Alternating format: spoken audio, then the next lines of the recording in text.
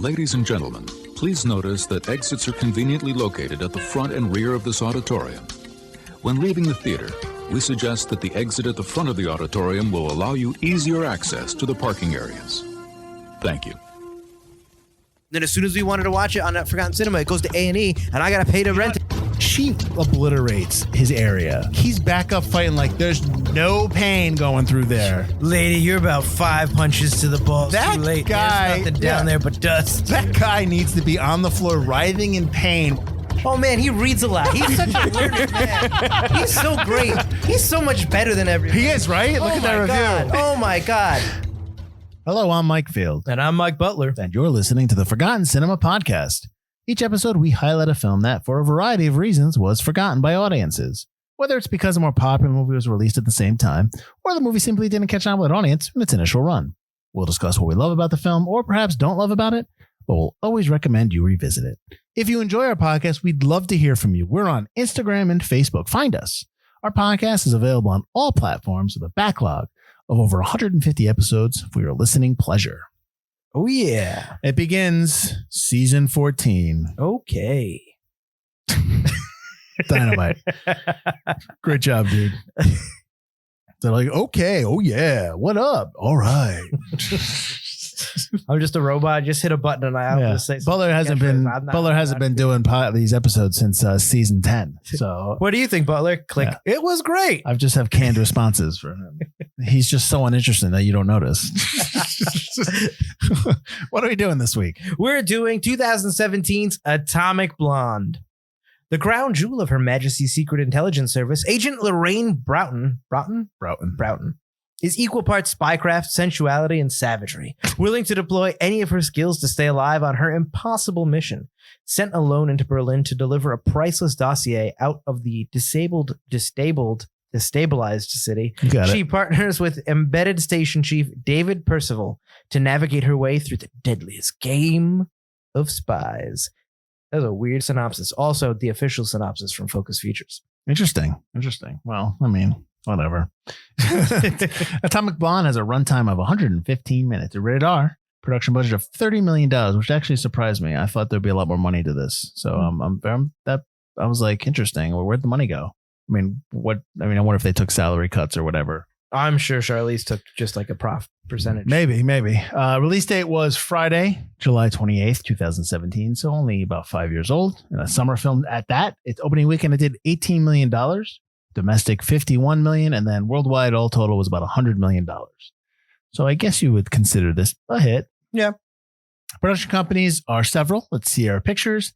Denver and Delia Productions, which is Charlize Theron's production company, closed on Monday's Entertainment, TGIM Films, and 8711 Productions. And it was distributed, as Butler said before, by Focus Features.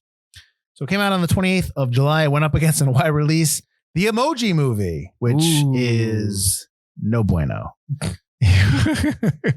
I had to watch that in theaters. It was oof. It was a big oof. Limited release, you had the film Detroit. The week after, August 4th, you actually had Detroit come out wide. And then you also had The Dark Tower, which I'm sure Butler hated, and the movie Kidnap, but it also in a limited release, Wind River. Remember that, for that will be something we talk about later this season. Mm-hmm. On the 21st of July, in a wide release, you had Dunkirk, Valerian and the City of a Thousand Planets, and Girls Trip. You saw Dunkirk, but did you see Valerian? Did we watch Valerian together? We did not watch Valerian. I remember watching it and being like, meh. A lot of people had that reaction. Yeah, and I never went back to it afterward because we watched Dunkirk that week insteed of Valerian, obviously. Oh, so of course. I just never went to Valerian. We watched Dunkirk in IMAX because it was like the trailer was like ridiculous, and you just wanted to see it in IMAX. And apparently, if I didn't see it in IMAX, Christopher Nolan was going to beat the crap out of me or something. That's right. He comes to your house. He's got a list. You think you're better than me? Did you buy standard tickets? Yes. This film is directed by David Leitch. I apologize if I said your name wrong. He has done Deadpool 2, Hobbs and Shaw, and the upcoming Bullet Train. This is his first solo credit after co-directing the film John Wick. Oh, yeah. Written by Kurt Johnstad, who's done 300, Rise of an Empire, Act of Valor, and Rebel Moon. This movie is actually based, let me get that fact for you, on the graphic novel The Coldest City, which came out in 2012, and that's written by Anthony Johnson and illustrated by Sam Hart. I was gonna try to find this and watch it, but read it, but I didn't. It just didn't happen. But I still kind of want to see maybe the differences or what they changed and whatnot, which we'll get into. Yeah. I mean, the twists have to be, because the twists are just like a change in her accent. So obviously they got to be a little bit more overt maybe in terms of the comic, how they do the twists. No idea. Maybe. Yeah. Cinematographer was Jonathan Sala, who's done John Wick, The Lost City, and he did the 2006 The Omen. Composer was Tyler Bates, who's done Guardians of the Galaxy Volume 1 and 2. I don't know if he's doing 3. He's done all the John Wicks and Watchmen. Edited by Elizabeth Ronald Stoddard. I think I said that right. She's done Kate and Shang-Chi and the Legend of the Ten Rings. Produced by AJ Dix, who's done Lucky Number 11, Tully, and The Old Guard, which is both the last two are Charlize Theron. Eric Gitter has done Scott Pilgrim vs. the World and Extraction. Beth Kono, who's done Gringo and Murder Mystery. And Kelly McCormick, who is actually the wife of director David Leitch, who's done Nobody and Palms, to name a few. So Charlize Theron is in this, which we've already talked about several times. She plays Lorraine. She has won an Oscar for Monster and been nominated for Bombshell and North Country. She's also, her first film, do you know what her first film was? Her first credited film. There's an uncredited one, but her first credit. I'm going to say Reindeer Games and get it wrong. Oh, God, yeah. 2 Days in the Valley. Okay. Her second credit's That Thing You Do. Her first is an uncredited one where she's in the background, but she has no credit, so I don't count that. James McAvoy plays Percival. I'm not calling him by his first name because they never do in the movie. I think they do when they first talk about it. But they always say Percival. Yeah. So he's Percival. He is in The Last King of Scotland, Atonement, and Filth. Eddie Marsan as Spyglass. He's in The World's End, Gangs of New York, and the TV show Ray Donovan. John Goodman as Kurzfeld, who's in the TV show Roseanne and the Connors. Is that what it's called now? The Connors, yeah. He's also in The Big Lebowski and 10 Cloverfield Lane. He's in a ton of stuff. But those are the ones I chose. Toby Jones is Eric Gray. He's in Infamous, Captain America, the First Avenger. He plays the bad guy. What is that guy's name? The guy that gets uploaded into the mainframe from 1978 or something, or 1940. Nazi dude guy. That guy. He's also in Tinker Tailor Soldier Spy. Oh, Arnim Zola. We did. There we go. Zola. Cut me off. That's great. Sorry. James Faulkner as Chief C or C. He's in the Game of Thrones TV show. He's also Paul, Apostle of Christ. Roland Mueller as Bremovich, who's in Skyscraper and The Commuter. Sofia Boutella. I probably said that wrong. That's right. She plays Delphine. She is in The Mummy, the Mummy with Tom Cruise. Yep. She's also in Kingsman, the first one, right? The first one. She's good in that. Bill Skarsgård, which I forgot he was in this, plays Merkel. He is Pennywise in the new It films, Chapter 1 and 2. He's also in the TV show Castle Rock and the upcoming Crow. He plays what's his face? The lead in the Crow. Yeah. Okay. And then Till Schweiger as Watchmaker, who's in from Inglourious Basterds. That's why I put him in there. He was also in Valkyrie. Oh, very nice. Which is an episode we did, Butler. Yeah, Season 1. Season 1, yeah. Oof. Way back in the day. Oof. So I don't remember if you saw this film. Yeah, we watched it together. Did we watch this together? Yeah. Okay. Well, what did you think upon second rewatch? A lot of the problems I had with it the first time remain. Okay. Which were? Like the double twist at the end, I still think is a little kind of cheesy. The coloring of the movie, I think, is a little too much. I got some notes on the color. And the story in general is just kind of okay. It's an excuse to have the action, but the overall style, the use of music, the acting in the film, the costuming, like everything else is put together so well that, it's still a really enjoyable film. And for a budget of just $30 million, it's really impressive, some of the stuff they do. And the stunt work is incredible.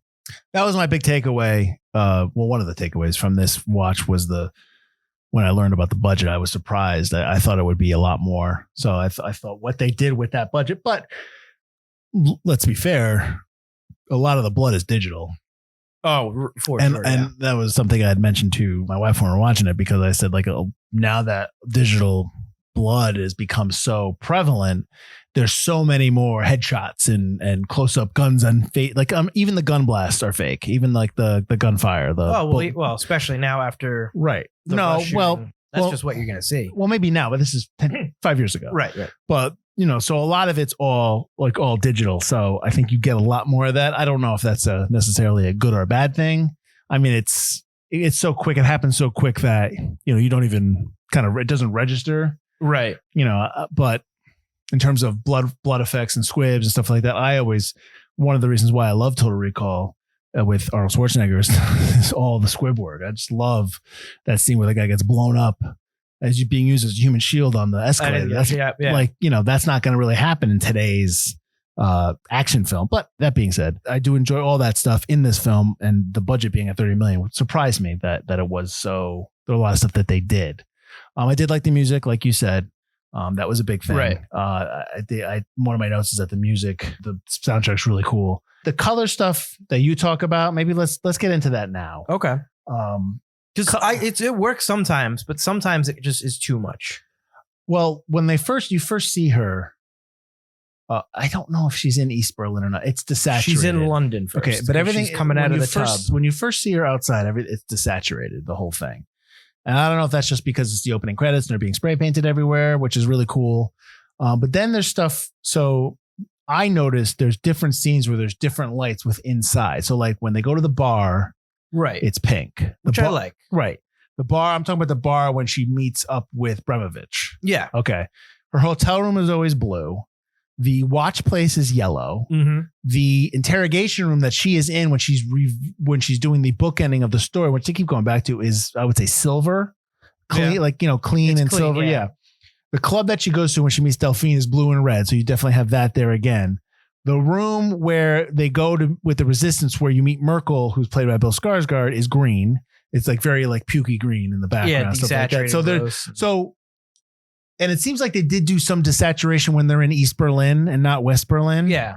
So there is stuff going on. Now, I don't know if it was distracting to me, but I was trying to find some kind of reasoning for it. Right. I couldn't tell from my notes and watching it if it was specific throughout this is what we're going to have. Everything's coded like this. Or they were just like, oh, let's green it here. Let's make this one blue. Like, you know what I mean? I didn't really catch on if it was intentional as much. Yeah, it just seemed to be all over, but even this watch. And I think that was one of the things coming out of it last time that I was like, I like when she's in her hotel room and it's blue and pink with the neon lights. I like when the lights are there showing us why it's colorized. Mm-hmm. Like the opening shot of her when she's getting out of the ice bath naked and everything's blue. Yes. Why is everything blue? You can't that's coming from nowhere. Well, that's the hotel room. That's the London hotel room. That's not her Berlin one. I think that's supposed to be like early morning, but yes, agreed. Yeah, it's blue. Right. Like you said, the desaturation, the green when they're in Sarsgaard's place, mm-hmm.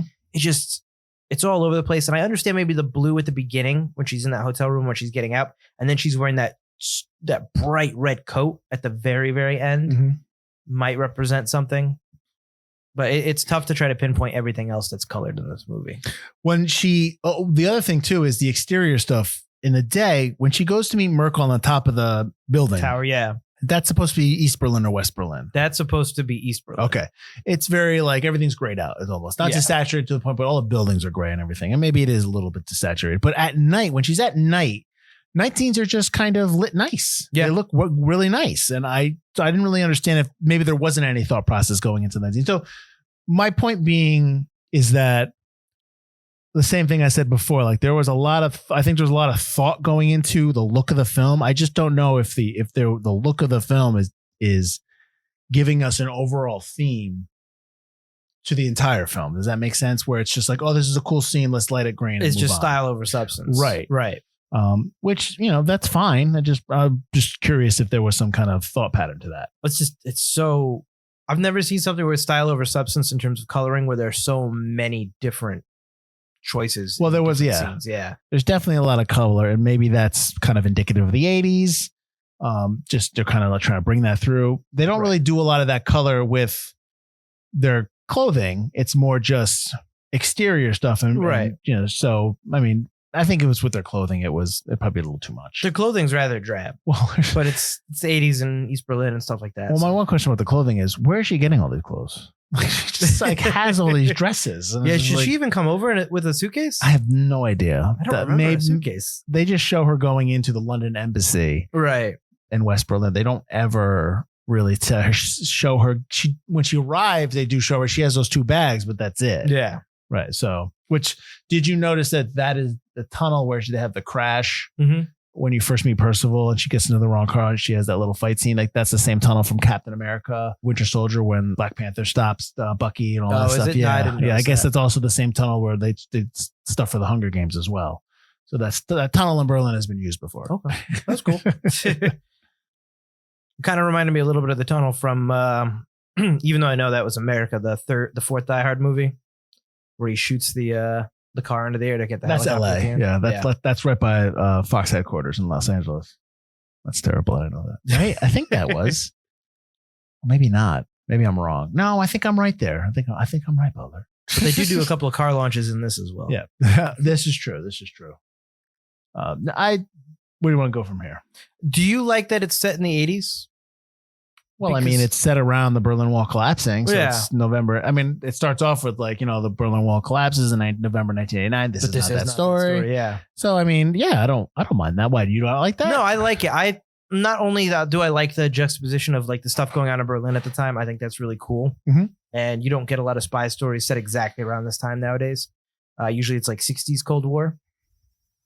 I like the fact that you're setting it in the 80s, you don't have the distraction of USB chips or, cell phones or satellite links. You don't have her with an earpiece tied into Langley headquarters or whatever, or MI6 headquarters.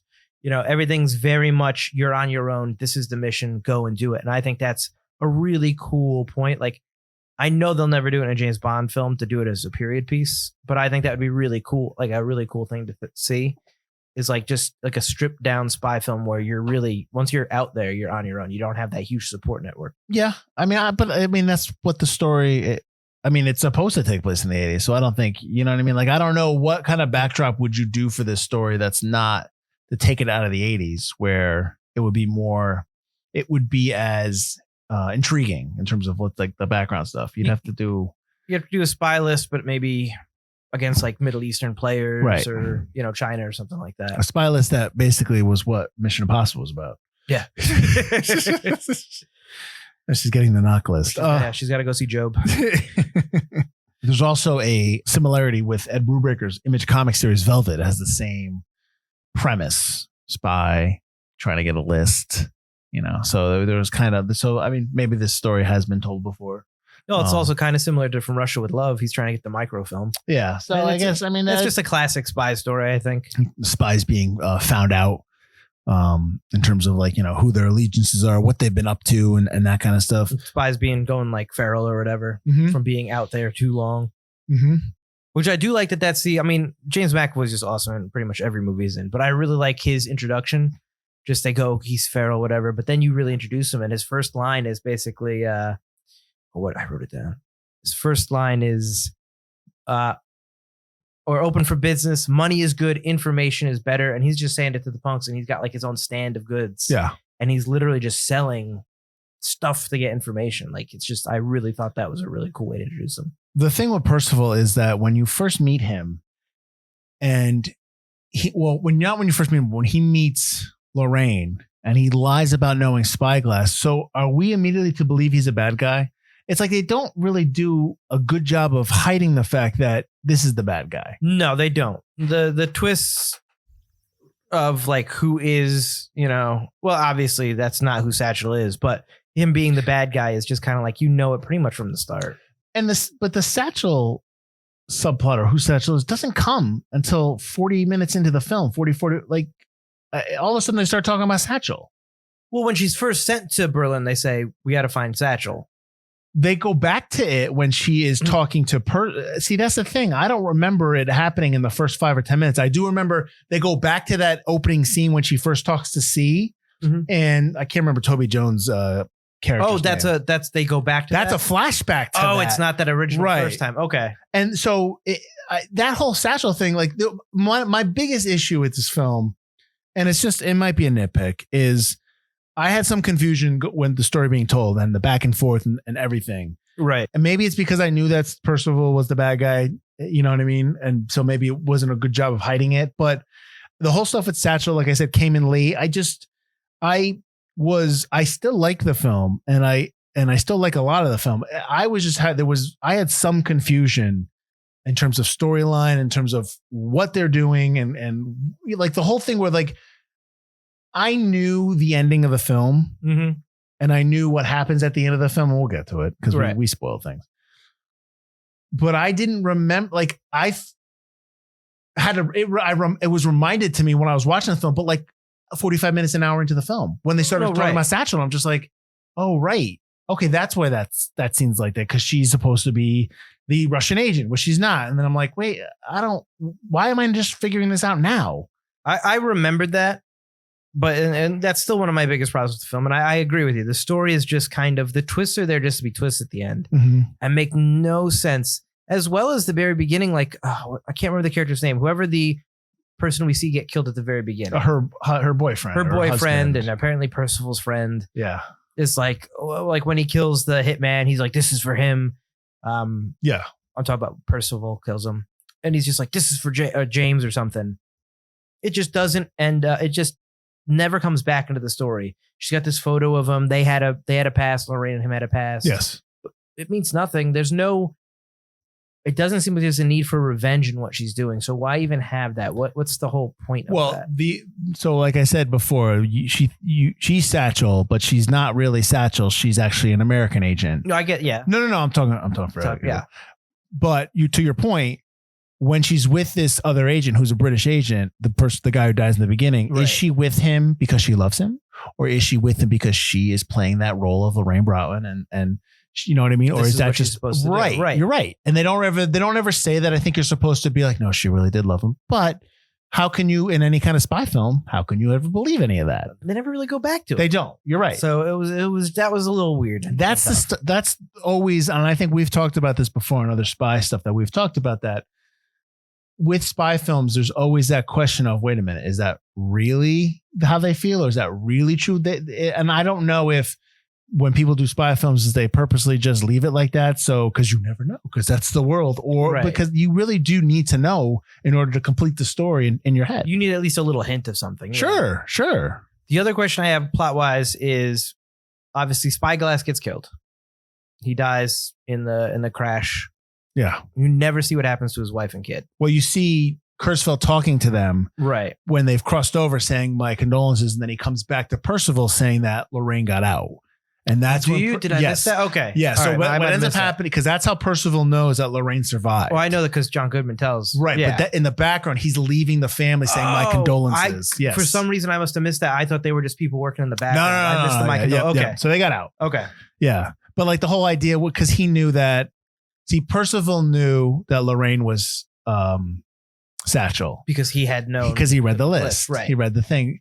Killing Spyglass made it that, now Spyglass couldn't reveal that. Right. So now he's the only one that has that information, but that turned out to be bad for him because she could just pin it on him. Exactly. Which is what she was planning. Right. Well played. Right? Yeah. Which is when the first time you get to see, is she Satchel, when he goes like, because you're Satchel, goes, oh, is that how you're going to spin it? Yeah. And then you get the other reveal, like she's Satchel. And like, that's supposed to be a shock when she goes to the Russian guys. At the end of the movie. In Paris, and you're like, but I already know which I didn't really catch the first time. But now I'm watching it again, I go, but Percival just told us she's Satchel. And then they're making this kind of big deal out of it. Yeah. But you didn't know that she wasn't American. That's the whole thing. Then there's the other real, but that's the twist and the twist. And I'm just like, ugh. And there's also the note that I read that if you notice that she's drinking Stoli the whole movie, which is Russian vodka, which should have told you that she's Satchel, that you're supposed to pick up on that. Also, just to kind of talk about the end of the film, when she, gets out of it, she reaches into the ice bucket really slow. Like, like no one knows it's a gun. Grabbing the gun. Like they don't notice that she, like no one clues. I just really got to cool my hand before I go that ice. What is she doing? Nah, don't worry about it. It's fine. I guess just like, be professional. Get on the plastic. Have you seen all the other people she's killed? Yeah. I do like that when she gets knocked around, like unlike James Bond, she bleeds, she gets bruises that last the whole rest of the movie. It hurts. Yeah. Yeah. I think that's a nice touch, because like Bourne and Bond and stuff like that, they always get like the crap beat out of them. But by the next scene, they're just popping their shoulder back in, no scratches or anything. Or maybe they have one line across their head. Well, that's kind of, let's talk about this, because that's kind of along the lines of John Wick. There's a lot of connections with this film and John Wick, obviously the director, right? But Theron trained with Keanu Reeves as he was training for John Wick 2, where they were sparring. She had, so here's the note I have. She had 8 personal trainers to help master her performance. And the quote I have from her is that She talks about, let's see, they trained her so hard that they made her puke every single day they trained. Like that was what, like that's how hard she trained. She clenched her jaw so much during training that she cracked 2 teeth that she had to have surgery on. I'm talking about Charlize Theron. But like I said, she sparred with Keanu Reeves while they're making John Wick. And they have talked about a potential crossover with the John Wick films, which I don't get, because if this is in 1989 and John Wick is now, there's no way you're telling me that we're going to see a 65-year-old Charlize Theron and old makeup helping John Wick. Or are we going to see a prequel John Wick without Keanu Reeves and it's somebody else? I don't want that. I don't want that. It would make no sense. Yeah. Plus, Atomic Blonde presents America, England, Russia, a little bit the French spy agencies. Keanu Reeves deals with imaginary assassin leagues and stuff like that. You'd have to set a whole lot of stuff. Well, you'd have to explain how the two worlds are connected. Yeah. Yeah. And I don't know I guess I can't envision it. So maybe that's why I don't know. I don't really want it. But I mean, who am I to, if I see the trailer and I'm like, all right, I mean, who cares, at that point. But yeah, so they have talked about that, which I thought was interesting. Can they just make an Atomic Blonde 2 if they want to do Atomic Blonde? Well, the sequel's in the works, Butler. So as of 2020, the director's on board, Charlize Theron's on board, McCormick's going to produce, and as of 2020, the film is in development with Netflix as an exclusive movie for their streaming channel. And now I'm not excited. Well, they're already doing the Old Guard, which is her Old Guard 2, excuse me, which is Charlize. So they'll do this. So I would expect that you're going to get a sequel. I mean, Netflix isn't going to say no. Oh yeah, I know. So you're just going to get a Netflix movie out of it. Well, seeing that this film took 5 years to get developed, I mean, we're right a long time with this film to come out. So yeah, so I just don't know. It's really tough to it's really tough to judge success after so many years. Yeah. So plus also it's really tough to judge success on a streaming site. You know what I mean? Like we couldn't have this episode of Atomic Blonde 2 and I can't sit here and go, well, it's first weekend and did this because we're not going to have those numbers. Oh, right. So it's really difficult to judge how films do now with streamers. I mean, you can go online anywhere and people could tell you, oh, this film's the best, this film's the best, this film's the best. That's just hype. It doesn't mean anything. Yeah. They just want to get, Netflix, become Netflix friends and stuff like that. Mm-hmm. And get, like you said, get that quote on their commercials or whatever. Of course. So I had some question about McAvoy in this film with the cast. And I'm like, did he break his hand in this film? But then there was that point where he takes the cast off and you notice it's a secret. Yeah. But he did break his hand during Split. Yep. So, and it was like, the note I have was he had to do action scenes with his injured hand when returning. So, okay, wait a minute. He left the show, left this to go do Split, came back.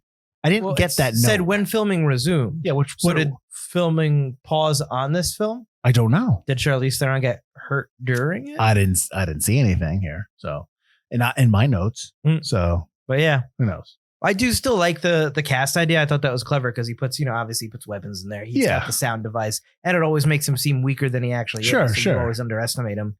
I thought that was a really cool, costume piece, but also part of his personality. Right. No, I thought it worked. I just was questioning whether that was part of the movie or it became part of the movie because he broke his hand. Do you know what I mean? He's got it so often, I would imagine, unless they refilmed scenes. He has it every scene, right? Until all the time. Until the end? Until the very end where he just takes it off because it's useless. And she finds the cast with their recording device in it. Right. She's going to his apartment. He doesn't have it when he murders Delphine, right? No, right. He is taking it off because he's going to strangle her. Right. Which makes no sense. What's that? Well, it makes sense to try to strangle her at first. But then after the fight breaks out, and there's clearly the gun on the ground or the knife on the ground or whatever, he goes back to the garage. It's just get it over with, dude. Delphine, the whole. So my note when they have sex. Yes. Lorraine and Delphine have sex is like, and this is why a lot of guys like this film. Oh yeah, there's way more nudity in this film than I remember. Whatever, who cares? And the note that Sofia, did I say her name right? Boutella, yeah. She talks about in an interview where she said that the media made a big deal about her sex scene and that she said it was not annoying, but why is it such a big deal to see people having sex? You see people kill each other on screen all the time. That's not a big deal. They're just movies, which I kind of agree with. There is some kind of, right. But regardless of that, when she calls Percival to tell him I have something on you, like the only reason that call is made is for her to die. Yeah. And that's kind of not good. It's for her to die, but also they double down on that in the scene you're talking about when they're fighting, where like she can't get to the gun. It's like, aren't you a trained assassin? Aren't you a trained agent? They just keep talking. She's an overhead. She's a really bad it's just spy. for her She's to a die. Really bad It's spy. just for her to die, which kind of was annoying. So that she can leave the envelope with pictures. Sloppy. Which she knows she's going to die. Yeah. Because why couldn't she just leave in the night and leave Lorraine wanting her more or something like that? Sorry, you know the game. Right. Come on, person. I didn't. There's no reason for her to die. I just didn't. It was for another action piece, and it was like she's just said, okay, I better make this call so I get killed. It was stupid. I didn't like it. I didn't like the way she went out. I just didn't agree with it. You had an interesting character where if you were going to do a sequel, you could have carried it on. Now, I mean, but I know that she could be a bad spy that gets better over time in the series. Yeah. In the graphic novel, The Coldest City, Delphine's actually a male character. So they changed it to a female character. So you've already changed the character. You just change the outcome if that male character does die in the actual graphic novel or not. Yeah. I wasn't a huge fan of that. So that was one of the things that was just kind of like, not cool. So I really like the music in this film. Yep. I really like the way they use, obviously music of the time, but they also use the German versions of a lot of songs. Yep. And I think that's really interesting. And kind of music is used kind of sort of toward the beginning, where you've got not Kurz. Who's the Russian guy? So bad with names. Abramovich. Where Abramovich goes up and like, have you seen this guy? He's looking for spyglass, and he uses like, these kids have been listening to popular music, and he plays Off Balloon starts playing. And the guy can't break dance, which you deserve a beating. He just falls on his butt like first of all, he didn't tell you to break dance. He told you to dance. You chose to break dance, and you were horrible at it. He did half a move. Why would you choose to break dance if you can't dance that? Yeah. I didn't get that. But I thought the introduction and the use of music is really good, and the way that they obviously go to London Calling plays, and then the very first American song that plays is when she's revealed to be an American. I thought that was kind of cool. Mm-hmm. What about? I thought there was more action in this film. Now, there's a huge action set piece which takes place in the building with the marble stairs, and then that goes into the car. Yeah, fake one shot.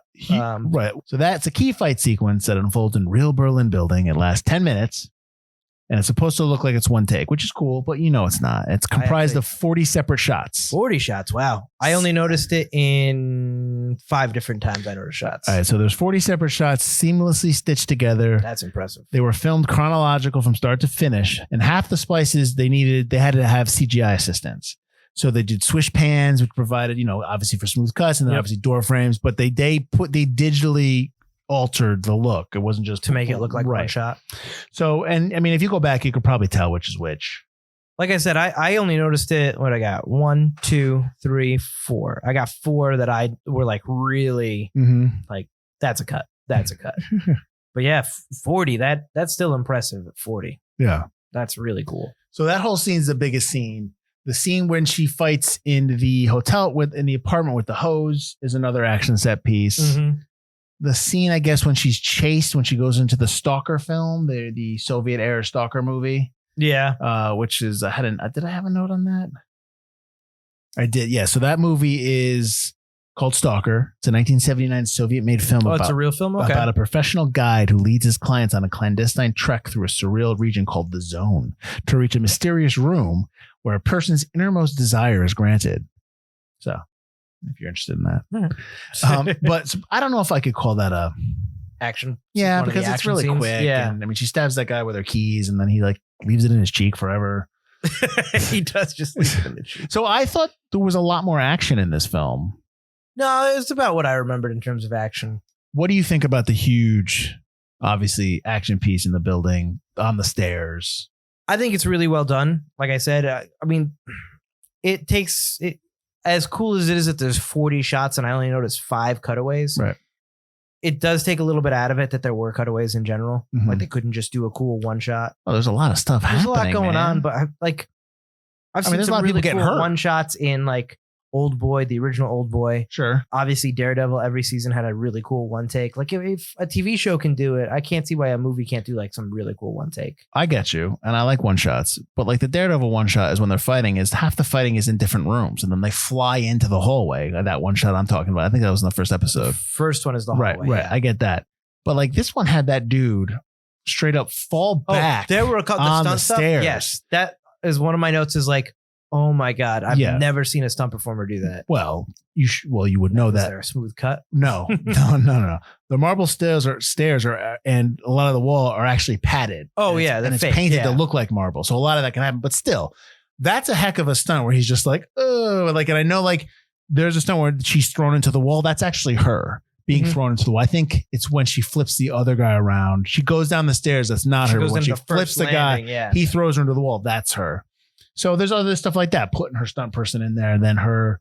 That whole scene's good. I like that. I like the fight when they get into the room with the kids' room. Yeah, and they start Yeah. fighting, and she hits him with the hot plate a couple times in the head. Yep. I thought that was good. The Minority Report defense when they go out and they put all the umbrellas up starts off. But that, I mean, I was just like Minority Report. The hose fight, like the line that I didn't understand when I just didn't think it was as, I guess, funny was when she's like, I would have wore something different when. If I knew the cops were coming, I would have wore something different. Something different. And I was just like, oh, I don't know if I really like that line. Who cares? That's the cheesy What do you wear, kind of sweats? line. Yeah, that's the cheesy kind of line you'd see in like this MTV music video before someone does something cool, and like the man just doesn't get it. Yeah. I mean, like you. This whole movie's about style. You're gonna show up in sweatpants. Yeah. You still kicked their ass. You still had something that hid your face. You had like a scarf already ready to go. Great scene. I like the scene. I like the fight stuff with the hose. I don't know why somebody has a garden hose in their apartment, but that's Berlin. I don't know Berlin, but it was fine. I just didn't like. I wasn't a huge fan of that line, but I like all the action. I don't know if it takes away that a lot of it's CGI. A lot of it is cuts, like you said. Does that take it away for you at all? I don't know if it does for me. I'm just asking. Now that I know it, I think it does a little bit. Mhm. But like I said, the stunt guys are still doing stuff, and the stunt women. It's still really cool, even if it is a padded staircase, which I knew it was. That guy's still taking a backwards fall onto stairs. It's still not a solid ground, and it's slanted backwards. Mhm. That's tough. I don't know if like my body would let me do that easily. But I'm going to compare this to John Wick because same director, and we've already talked about John Wick. Right. All compared to all the first three, and whenever four's coming out would be lovely. I think the John Wick stuff is more. There's more. I don't know. I just feel like there's more pain in John Wick. The John Wick stuff is more of what you get in the staircase. Whereas like the hose stuff is kind of like slick or whatever. Yeah. The staircase, there's a lot of getting beat up. It's a lot of falling down. Mhm. John Wick is a lot of falling down, getting stabbed, falling off down the stairs. Mhm. I mean, they fall down city street stairs in John Wick head first and bounce their heads, which I was like, oh. But I also like the fact that John Wick has that grapple fighting style. Like he actually has a fighting style. That's also and true. she is, and while her fighting style is still a style, but it's almost like CIA trained, so or Russian MI6 trained. So you're kind of like, I've seen this before. Like the John Wick stuff with the grapple fighting, I've never really seen as much as that in the It's a little more movie, so I think interesting, I like that. Maybe that's why. I mean, I know I keep comparing the two movies. That's probably unfair. That's probably not fair of me. But because of the connection, that's why I am. So deal with it. I mean, with her fight style, you could say that. I mean, I do like that she's able to hold her own against the men, but in a different kind of way. Mhm. Whereas they're like, a lot of their stuff is like one punch across, like really just trying to wallop her out because she's, just smaller than them. It takes a little less. Yeah. Where her so when she punches, it's hard punches, but it's like 5, 6, 7 punches in the face all in a row. I think that's really cool that she positions herself in a way where she can overtake them, like on the staircase. She tries to get them down below so she can kick them further down the stairs. She does a lot of stuff where she can get up above them or grappling so that they're below her, even, in terms of she does a lot of, it's not grapples, but she does a lot of tackles and stuff like that as well, which I think are cool. Right. And obviously a lot of found weapons, which is neat. Which is always good. We always like this film was going to be released August 11th, but it got moved up to the 28th. I'm wondering if they thought it would be a good counter programming against the Emoji Movie. Maybe that's why. I should have looked and seen what came out the 11th. Maybe they're running away from something. Oh, you know what? Let me do that right now. I mean, August is usually the dump month. No, it's the end of the summer. End of the summer, not dump month, but usually you get your like blockbusters, but they're not your big like Marvel film kind of things. Unless you're going to tell me something really big came out that week. I'm about to. What came out? Let's see. On the 11th, The Nut Job 2, Nutty by Nature. No, I don't think. Annabelle Creation, The Glass Castle. Maybe it was just full of movies. Maybe that's why. They were just like, Maybe, I mean, we got to fill a maybe slot. they moved it up because it was just the Emoji Movie that week. So maybe they figured, listen, we can go up against that. I mean, that's why they did it. But they were sandwiched between Wind River and something else, right? Well, Wind River, but Wind River wasn't a huge film It's in the still theater. another adult It was movie. a great film. Right. And they did go the week after Dunkirk, which... That was the other, Dunkirk, which it's still Christopher Nolan. And although the movie is not maybe his greatest or most accessible blockbuster, it's still going to put a lot of butts in the seats because it's just got Christopher Nolan's name on it. And this is before he started talking like out of his butt all the time. It made $188 million domestic, 525 worldwide. So that's what I'm saying. People very were still going to see it regardless. Well, it's not made to be the Nolan stuff. The what Butler's talking about is Nolan's just what's the word I'm looking for? Douchery? Obtuse or just kind of stubbornness of trying to have Tenet come out and be the movie that would save it's gonna be me. The theaters during the pandemic. And it's like, that's not the movie that, first of all, that's not the movie that would do it.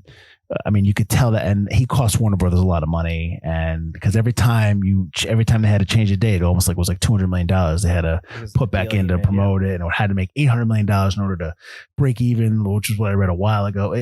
So yeah, the Nolan stuff is just because of that, which I agree with. I thought that was very short-sighted of him, and obviously it's Top Gun Maverick. So, but back to 2017. The Marvel movie that was Spider-Man Homecoming, July 7th. So it didn't even matter. I mean, it came out 3 weeks later, but still, Spider-Man still keeps going. Yeah. Why would you put it up against? Well, I mean, maybe you didn't think Spider-Man would be a big film. I don't know. You're hoping counter programming by 3 weeks in, you'll just be the Marvel fans. Maybe. I mean, Atomic Blonde is. I think this is a good summer film. Sure. But I think it's definitely a summer film. You can make an argument for. I think August works better for it though. But you can make an argument for the holiday season because it's cold. Yeah, that's fine. But I don't think its release date was an issue. I would be fine with that release date, and it made money. It's just it's very. I don't want to say it's niche, but maybe the trailers. I don't know. The style over substance definitly. Well, we're talking about we're actually getting into how we think it's forgotten. So I don't know if we should do that until later. Maybe we should bust out some more facts and then we'll go back to that. We'll go back to that discussion. Double back. Well, this is what I wanted to ask you. So at the end of the film, Percival, it makes it seem like he's breaking the fourth wall. But he's not. He's supposed to be talking to Lorraine. He's talking to Lorraine before she shoots him. But he's breaking the fourth wall. But he's breaking. He's talking to us. So I didn't like that. I did not like that at all.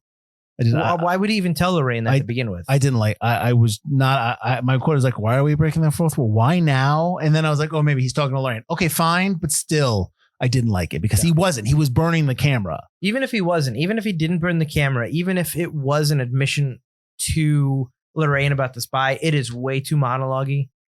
It's a point where Percival wouldn't be doing that.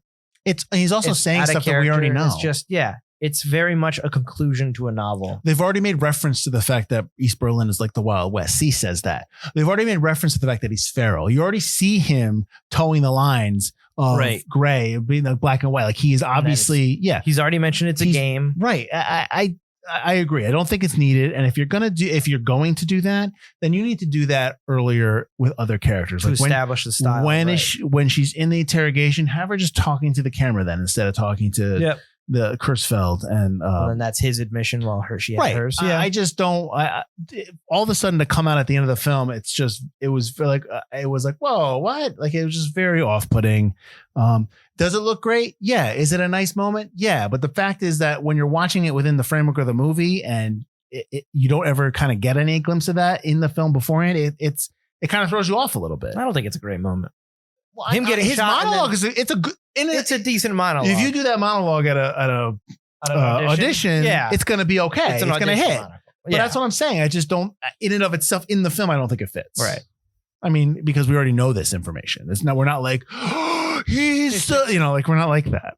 Him also just kind of accepting it is very out of character for him. Mm-hmm. So he's escaped. He's feral. He's just trying to play the game. And he gives up because she flattened his tire. Because at first she's not there, and he kind of like throws his hand up with the bag and going, "Oh man, what do I do now? There's an alleyway right there. Go into the crowd. There's a party going on outside. Disappear." And he just kind of goes, "Ugh," and lets himself have this monologue. Just didn't make any sense to me. I want to talk about some of the critic stuff. Okay. Let me see, because you like this film, right? Overall, yeah, it's still a fun film. I do enjoy it. I got problems with the story, but Jack Coyle of the Associated Press gave this film 2 out of 4 stars, calling it, quote, largely a vacant, hyper-stylistic romp that trades on thick Cold War atmosphere of far better films. I mean, so he's saying that this movie is, you're going into this film liking it based on other films you already watched about the Cold War. I don't, although I disagree with maybe his score. I agree with that review. I don't disagree with that. I didn't even write down who said this. I believe this was Richard Roper who said this. Borrow from Bourne and Bond, rinse and repeat. This is the recipe for the quite ridiculous, ultra-violent, and deliriously entertaining Atomic Blonde, a slick vehicle for the magnetic, badass charms of Charlize Theron, who is now officially an A-list action star on the strength of this film and Mad Max Fury Road. She wasn't an A-list action, well, I guess action star, but she was A-list, yeah. I mean, I would disagree that it borrows from Bourne and Bond. It really borrows a lot from other comic book kind of movies in its slickness and John Wick in terms of its style. Agreed. I can agree with that. I think that he's relating it to Bourne and Bond because it's spies. Spies, yeah. Charlize Theron has said that the success of Mad Max Fury Road is how this movie basically got made. Because she kept trying. That's why it took 5 years. Yeah. Trust me, I can do it. Trust me, I can do it. Plus, I'm not saying she's old, but she's Hollywood old. And that's tough for, it's an unfortunate reality that it's tough for a female to get like an action role like this in her 40s.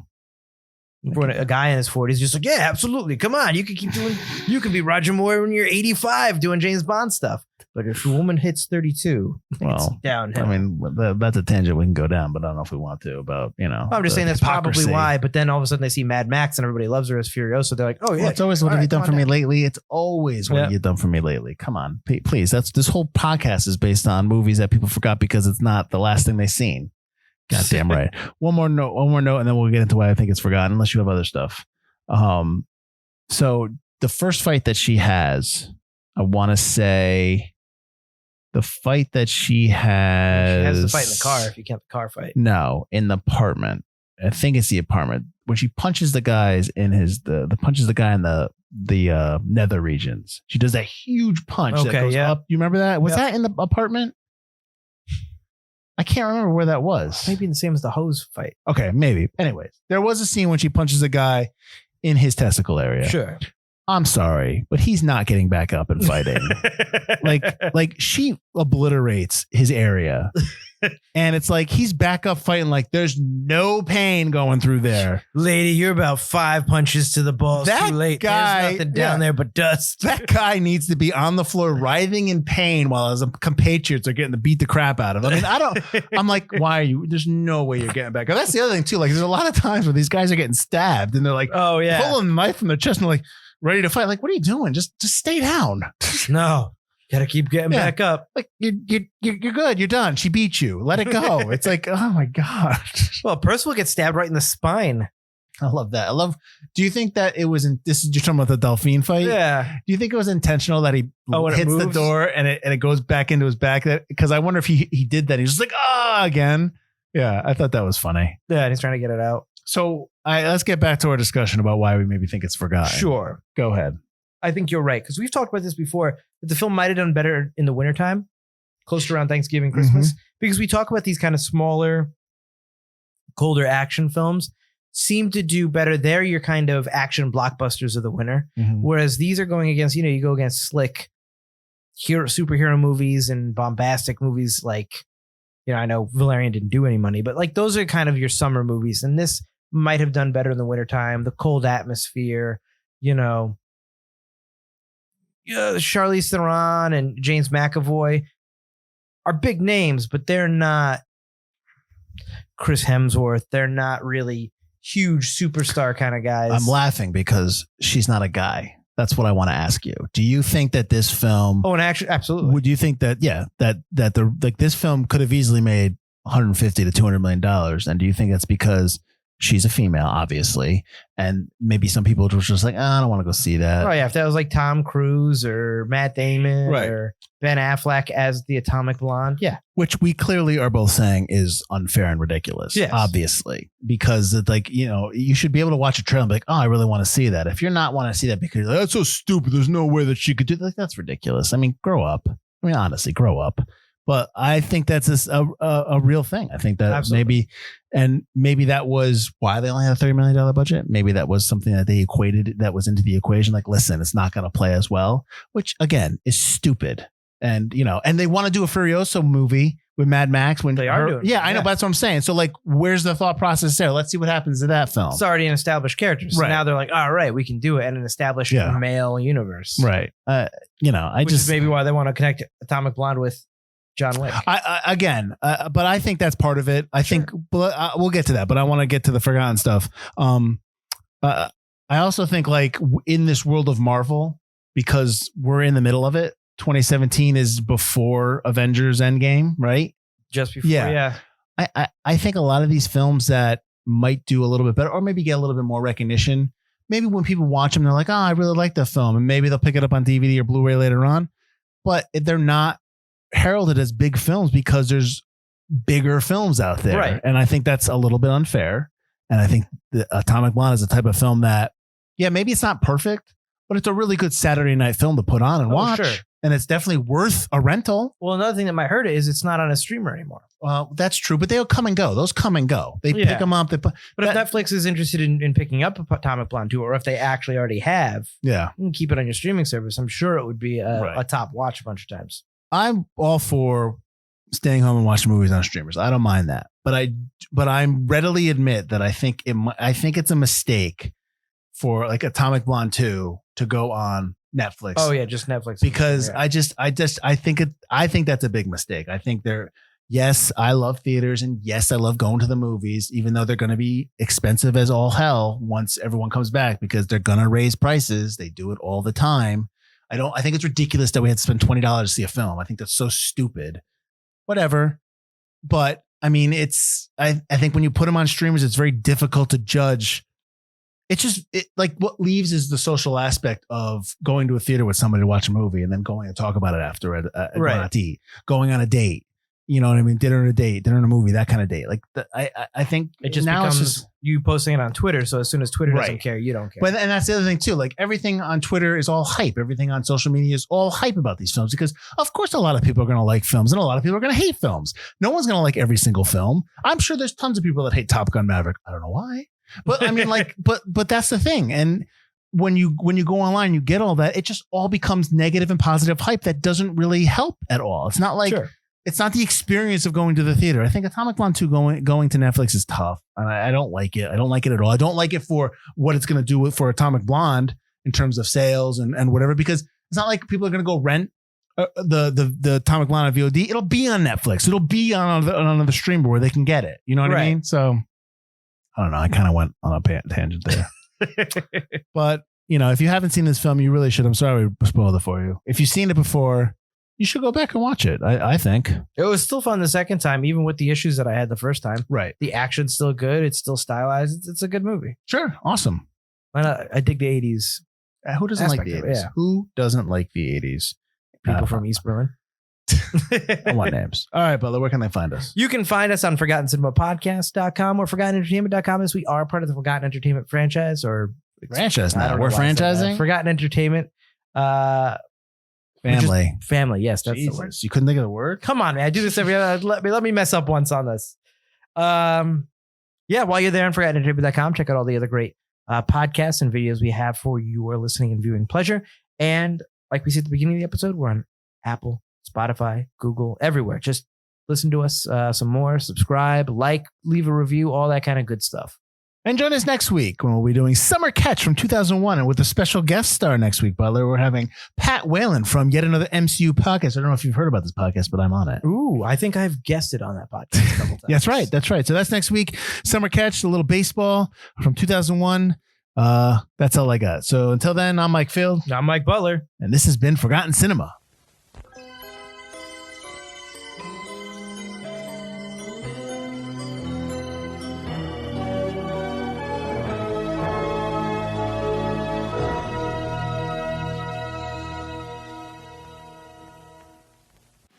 Hello, my name is Andrew Morgan. My name is Shane Beauregard. And my name is Chris Frodell. And together, we form like Voltron to make a brand new entertainment and pop culture podcast called Recent Activity. Every Wednesday, we will bring you deep dive reviews of the hottest titles from around the film and TV world, previews of the next big things to add to your watch list, or do fun things like top 5 lists, movie drafts, or anniversary celebrations of your favorite classic films. Subscribe now on Apple, Spotify, or wherever you get your favorite podcasts. Starting May the 11th. Starting May the 11th. Starting May the 11th.